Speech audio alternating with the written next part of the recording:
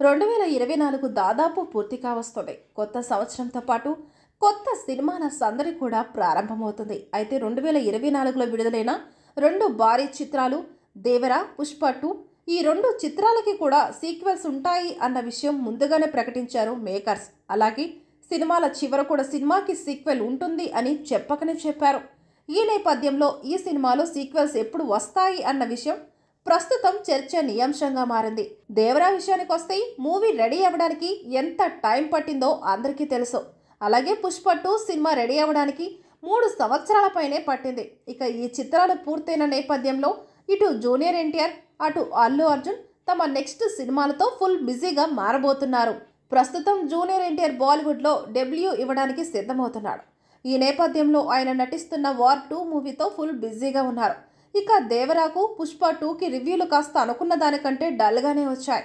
3 సంవత్సరాలు సుకుమార్ మూవీతో గడిపేసిన బన్నీ ఇప్పుడు త్రివిక్రమ్తో తన నెక్స్ట్ మూవీ ప్లాన్ చేస్తున్నాడు. ఇద్దరు హీరోలు బిజీగా ఉండడంతో నెక్స్ట్ సీక్వెల్ చిత్రాలు వెంటనే వస్తాయి అనే దానికి ఎటువంటి గ్యారంటీ లేదు.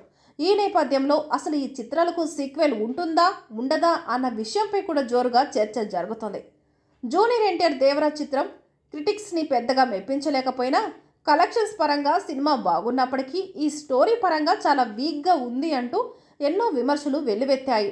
ప్రస్తుతం ఉన్న పరిస్థితుల్లో దేవర 2 క్లిక్ అవ్వాలంటే కొరటాల శివ వెంటనే ఈ మూవీకి సంబంధించిన స్క్రిప్ట్ రెడీ చేయాలి. ఎన్టీఆర్ కూడా తన తదుపరి చిత్రం తర్వాత వెంటనే ఈ మూవీ షూటింగ్ మొదలు పెట్టాలి. అయితే అది 2025లో సాధ్యపడేలా కనిపించడం లేదు. ఇక పుష్ప విషయానికి వస్తే మొదటి భాగానికి వచ్చినంత ఆదరణ తెలుగు ప్రేక్షకుల నుంచి 2వ భాగానికి రాలేదనే చెప్పాలి.